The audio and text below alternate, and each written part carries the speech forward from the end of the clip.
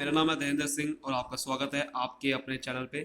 आज की जो वीडियो में समझने वाले हैं कंट्रोलिंग प्रोसेस, किस तरीके से कंट्रोलिंग होती है, कैसे हम कंट्रोलिंग कर जाती है।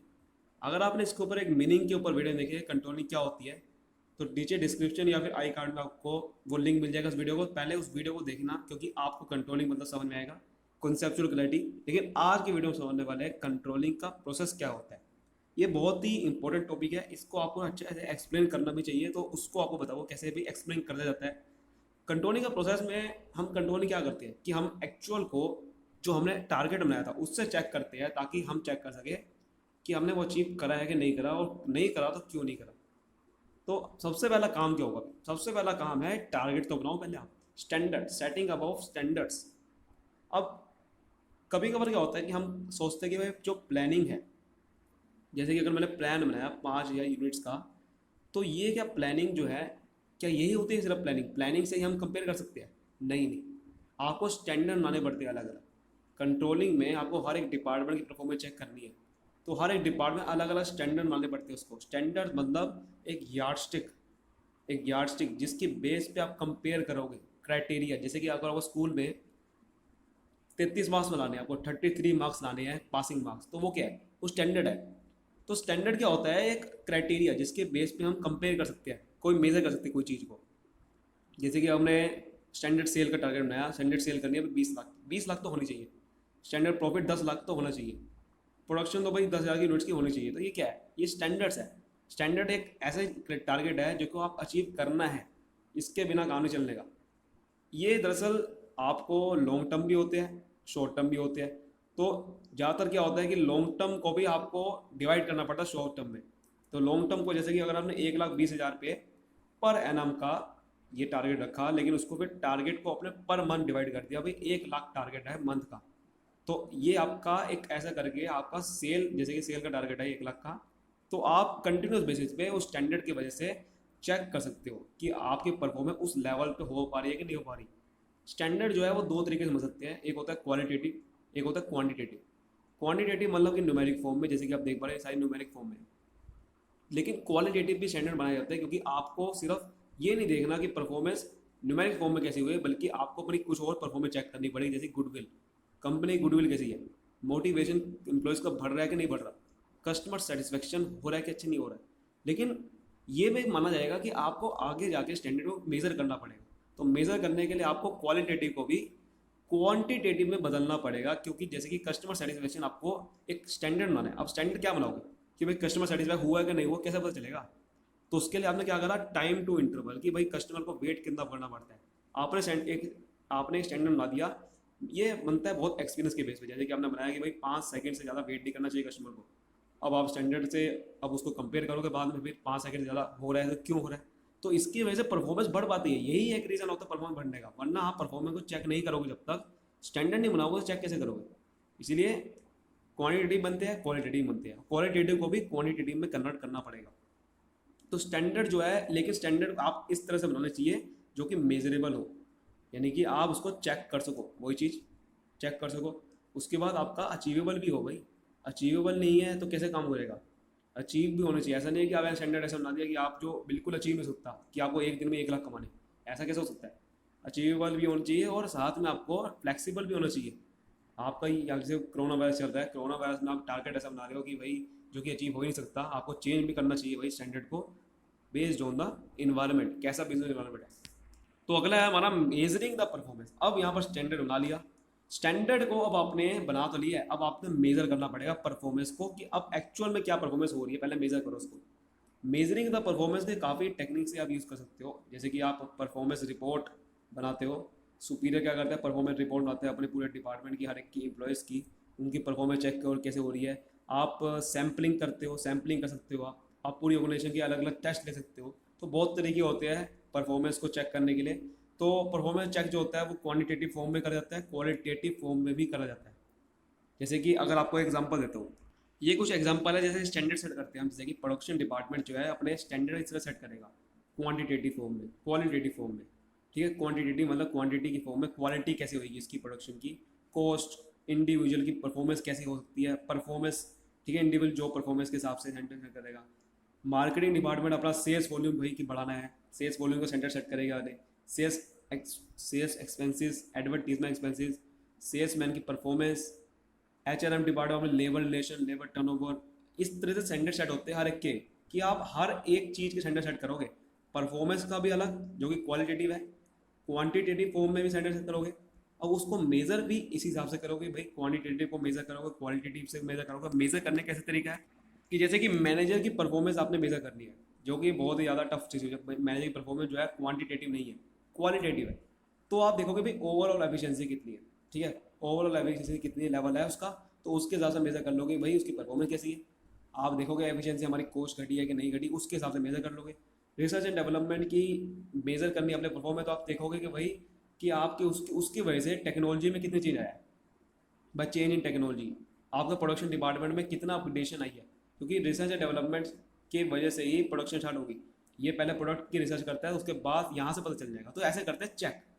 फाइनेंस डिपार्टमेंट की परफॉर्मेंस चेक होगी सोल्वेंसी रेशियो की, जैसे कि आपको पता होगा, ठीक है। डेब्ट इक्विटी रेशियो है आपकी, क्विक रेशियो होती है आपकी, ट्रेड रिसीवेबल ट्रेड रेशियो होती है आपकी, बहुत सारी कैपिटल स्ट्रक्चर है, उसके हिसाब से आपके चेक होगी फाइनेंस डिपार्टमेंट की परफॉर्मेंस। तो आपको परफॉर्मेंस चेक करनी होती है स्टैंडर्ड जो आपको बनाया है उसके हिसाब से, नहीं अभी चेक कर रहे, अभी खाली मेजर कर रहे हैं परफॉर्मेंस की हुई कितनी है, ठीक है। ऐसा कह सकते हैं कि एक्चुअल परफॉर्मेंस को मेजर कर रहे हैं।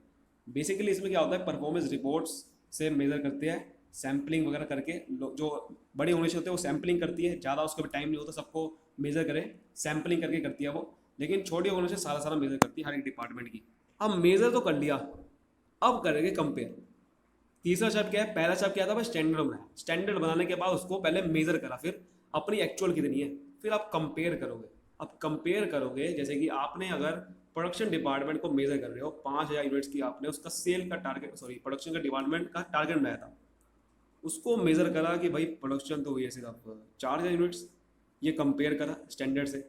स्टैंडर्ड से कंपेयर करने के बाद अब आपको पता चलता है कि भाई इसमें क्या डेविएशन है या वेरिएंसेस कितने हैं। डेविएशन 1,000 का जो डेविएशन है, उस डेविएशन को फाइंड होगा कंपेयर करके। तो कंपेरिजन होगा, कंपेयर करोगे स्टैंडर्ड के हिसाब से, अलग अलग कंपेरिजन करते हो आप, क्वालिटेटिव को भी करोगे क्वांटिटेटिव को भी करोगे। कंपेयर करके बाद अब अगला स्टेप होगा एनालिसिस डेविएशन। जो डेविएशन निकली है कंपेयर करने के बाद, उस डेविएशन को आप समझोगे कि डेविएशन क्यों आए वो। तो डेविएशन जो है हम दो तरीके से करते हैं एनालिसिस। एक तो है क्रिटिकल पॉइंट ऑफ कंट्रोल, एक है मैनेजमेंट बाय एक्सेप्शन। ये क्या मतलब है क्रिटिकल पॉइंट, मतलब कि आप देखो कि कंपनी को उस डेविएशन की वजह से फर्क कितना पड़ेगा, उसी को सिर्फ आप मेजर एनालाइज करो। जैसे कि इसमें करते हैं सिर्फ फोकस ऑन की रिजल्ट एरिया। आपको अगर अगर आपकी, मैं अगर कह रहा हूँ पोस्ट ऑफिस की कॉस्ट बढ़ रही है, पोस्ट आपको पोस्टे की कॉस्ट बढ़ रही है, तो ये आपका इतना फर्क नहीं डलेगा कंपनी को। कंपनी के जो फर्क डलेगा ज़्यादा, उसको आपने वैसे करना है। जैसे कि पोस्ट ऑफिस की कॉस्ट जो है 20% से बढ़ गई, और लेबर कॉस्ट जो है 20% से बढ़ गई, तो इन दोनों में से कौन सा क्रिटिकल है, कौन सा ज़्यादा इफेक्ट डलेगा। आप सिंपल सी बात कहोगे लेबर, क्योंकि लेबर अगर आप कॉस्ट बढ़ रही है तो भाई इसमें पूरे की सिंपल सी बात है, प्रोडक्शन कॉस्ट बढ़ेगी, इफेक्ट पड़ेगा। प्रोडक्शन कॉस्ट पे इफेक्ट पड़ेगा तो पूरी कंपनी इफेक्ट पड़ेगा कॉस्ट पे, तो प्रॉफिट के इफेक्ट पड़ेगा। तो ये इतना ज़्यादा फर्क नहीं डलता जितना लेबर के ऊपर लगेगा, क्योंकि लेबर से तो काम ही ठप हो सकता है ना, अगर लेबर ही छोड़ के चलेगी। तो इसलिए ये ऐसे कुछ की रिजल्ट एरिया पे फोकस करना पड़ता है जो कि ज़्यादा आपका इफेक्ट डालते हैं कंपनी की परफॉर्मेंस को।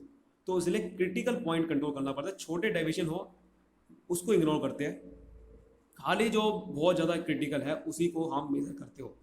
दूसरा है मैनेजमेंट बाय एक्सेप्शन, मतलब है कि एक्सेप्शन क्या होता है कि आप उसको छोड़ दो। मैनेजमेंट एक्सेप्शन मतलब यही है कि आप देखो, इसका मतलब मैनेजमेंट एक्सेप्शन एक प्रिंसिपल है जो कि हम माना जाता है कि अगर आप सबको कंट्रोल करोगे ना, हर एक चीज़ को कंट्रोल करने लग गए, तो कंट्रोलिंग होएगी नहीं।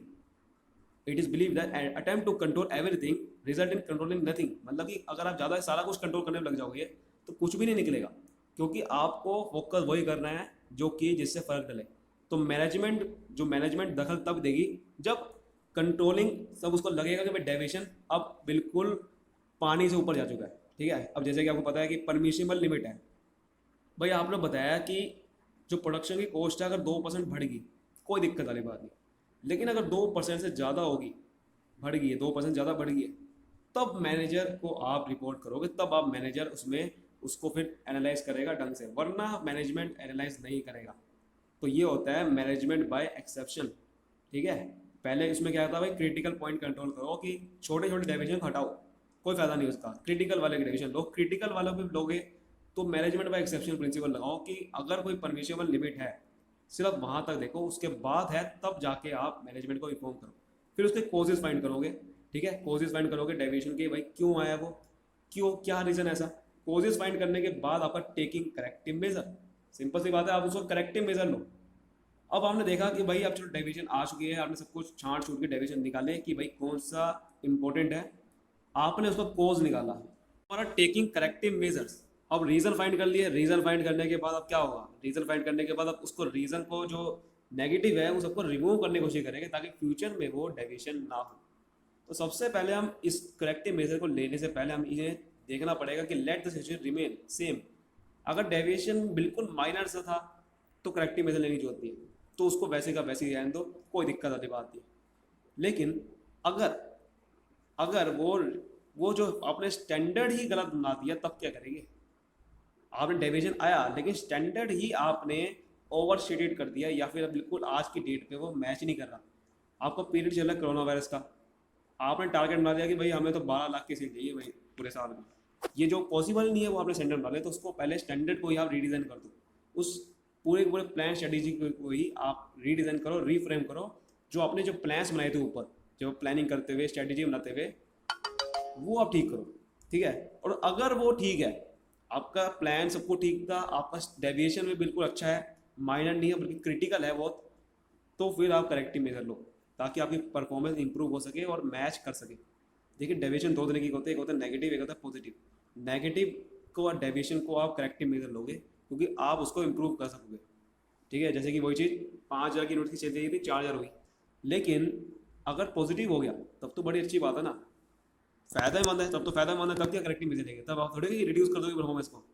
परफॉर्मेंस अच्छी हुई है तो बल्कि, लेकिन उसके रीज़न ढूंढोगे जरूर, क्योंकि रीज़न ढूंढोगे तभी आपके फ्यूचर में वही रीज़न से आप इस्तेमाल करके फ्यूचर में आपकी परफॉर्मेंस बढ़ सकती है वैसी।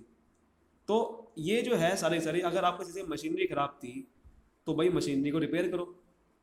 अगर एफिशिएंट स्टाफ नहीं था तो उसको भाई ट्रेनिंग दो। अगर आपका इन्वायरमेंट सही नहीं था वर्क का तो उसको ठीक करो। तो मतलब कि जो जो उल्टे सीधे थे डेविएशन उसको ठीक करो, जो जो उसकी गलतियाँ, रीज़न उसको फाइंड करके, ठीक है, जो जो उसके रीज़न थे।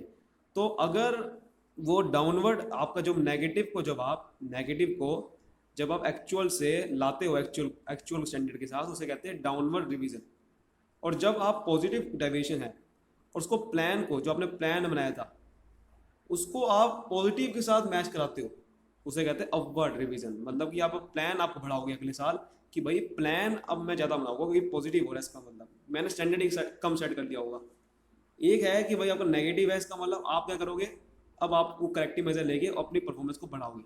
तो इसी की वजह से हम आगे बढ़ पाते हैं और अगली प्लानिंग कर पाते हैं। अगर हम करेक्टिव मेजर ही नहीं लेंगे, अगर आप करेक्टिव मेजर ही लोगे तो क्या होगा, आप अगली प्लानिंग कर ही नहीं पाओगे, क्योंकि आपको ये नहीं पता होगा कि भाई आप करना क्या है।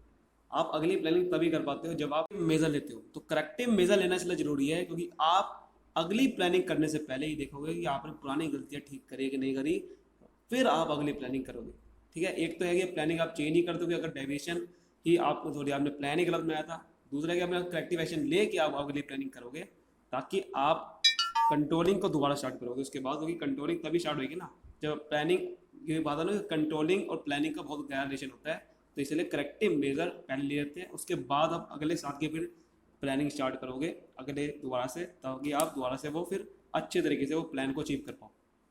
अब ये करने के बाद यहाँ पर वैसे कंट्रोलिंग खत्म हो जाती है, लेकिन आपका किसी किसी बुक में फीडबैक एंड कंट्रोलिंग ये भी दे रखा है पॉइंट, तो इसलिए मैंने लिखा हुआ है। वैसे तो आपको यहाँ 5 पॉइंट से लिख दोगे बात खत्म है, लेकिन फीडबैक क्या मतलब होता है, फीडबैक रिपोर्ट बनाते हैं इसमें कि आपने जो भी डेविएशन निकाले हैं उसको दिखाओ, डेविएशन के रीज़न बताओ और डेविएशन के रीज़न को करेक्टिव मेजर जो लिया है उसको बताओ। फिर आप ये फीडबैक दोगे अपने जो अपने सुपीरियर है, मैनेजर, जैसे कि हर एक के डिपार्टमेंट से वो अपने टॉप लेवल दे देगा। तो फीडबैक कंट्रोलिंग के बाद क्या होगा कि फिर आप दोबारा से कंट्रोलिंग स्टार्ट करोगे, क्योंकि ये फीडबैक की ही वजह से होता है। फीडबैक देने से आपको क्या होगा कि दोबारा पता चलेगा कि कंट्रोलिंग में क्या क्या हुआ है, क्या निकला है, फिर आप दोबारा से कंट्रोलिंग स्टार्ट करते हो। तो इसलिए कंट्रोलिंग एक कंटिन्यूस प्रोसेस है, यहीं से बदलता है फीडबैक देने के बाद। तो ये था हमारा कंट्रोलिंग का पूरा प्रोसेस। वैसे ही फीडबैक जब आप देते हो तो उससे क्या होगा कि आपको पता चल जाएगा कि आपने क्या क्या किया है, उससे क्या होगा कि दोबारा से आप प्लानिंग स्टार्ट करोगे। तो एक तरह की वही बात है, प्लानिंग स्टार्ट करोगे, साथ में कंट्रोलिंग जो है वो कंटिन्यूस बेसिस पे होती रहती है। इसलिए फीडबैक से क्या करते हो, दोबारा से कंट्रोलिंग स्टार्ट कर पाते हैं। तो अब क्या है, ये सारा सारा कंट्रोलिंग का प्रोसेस है। अब यहाँ बात करते हैं कि इसको लिखे कैसे या फिर इसको एक्सप्लेन कैसे करें। देखो सबसे बड़ा तरीका यही है कि आप एन से अगर पढ़ते हो तो बहुत बढ़िया बात है, आपको एन में बहुत ज़्यादा मटेरियल मिल जाएगा ऑलरेडी, और जो मैंने को समझाया है वही चीज़ आपको एज ही आप एक्सप्लेन करोगे। सेटिंग ऑफ स्टैंडर्ड में आप लिखोगे वही चीज़, स्टैंडर्ड सेट करते हैं। इसमें स्टैंडर्ड दो तरीके का है, क्वांटिटेटिव क्वालिटेटिव। इसमें स्टैंडर्ड क्या होता है पहले उसको एक्सप्लेन करना, ठीक है, पहले क्या करना, स्टैंडर्ड क्या होता है, फिर स्टैंडर्ड सेट करते हैं, कैसे करते हैं, एग्जाम्पल देना दो तीन। उसके बाद फिर आप बताना कि लॉन्ग टर्म अगर है, शॉर्ट टर्म कर सकते हैं, लॉन्ग टर्म को डिवाइड करना पड़ता है। शॉर्ट टर्म में स्टैंडर्ड को आप अपने पॉइंट्स बना के लिख सकते हो कि पॉइंट के अंदर पॉइंट बना के स्टैंडर्ड मेजरेबल होना चाहिए, अचीवेबल होना चाहिए, फ्लेक्सिबल भी होना चाहिए। उसके बाद में मेजरिंग और परफॉर्मेंस को बहुत सिंपल हम लैंग्वेज लिखना है कि आप परफॉर्मेंस को मेजर करते हो, कैसे करते हो, अलग अलग टेक्निक्स होती है। और आप एग्जांपल लिख सकते हो, जो कि मैंने बताया था एग्जांपल इस तरह से। और इस तरीके से आप लिखोगे तो आपको ऐसे ही लिखोगे कि भाई कैसे हम करते हैं मेजर, क्वांटिटेटिव को, क्वालिटेटिव को, एक्सपेक्ट को करते हैं, हर एक डिपार्टमेंट की मेजर करते हैं, अलग अलग डिपार्टमेंट का लिख सकते हो, इस तरह से लिखोगे। कंपैरिजन में ज़्यादा कोई लिखने की जरूरत नहीं है, एनालाइजिंग डेविएशन में आप लिखोगे अच्छी तरीके से।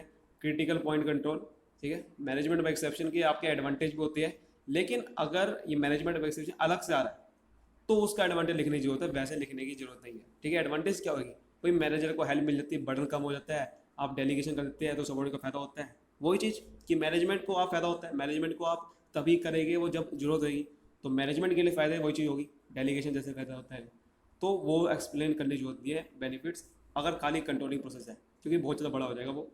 तो यहाँ पर एनालाइजिंग डेविएशन करने के बाद, एनालाइजिंग डेविएशन में क्या लिखोगे, भाई डेविएशन के आप रीज़न ढूंढते हो कि डेविएशन क्यों आया है और ये डेविएशन आगे ले जाना है कि नहीं ले जाना। तो करेक्टिव मेजर लोगे, फिर करेक्टिव मेजर में इस तरीके से लिखोगे, बहुत बढ़िया रहेगा, अच्छे मार्क्स मिलते हैं। तो उम्मीद करता हूँ कि वो समझ में आया होगा। अगर समझ में आया तो वीडियो को लाइक करो, चैनल को सब्सक्राइब जरूर कर लेना ताकि आपको और लेटेस्ट वीडियो मिलती रहे।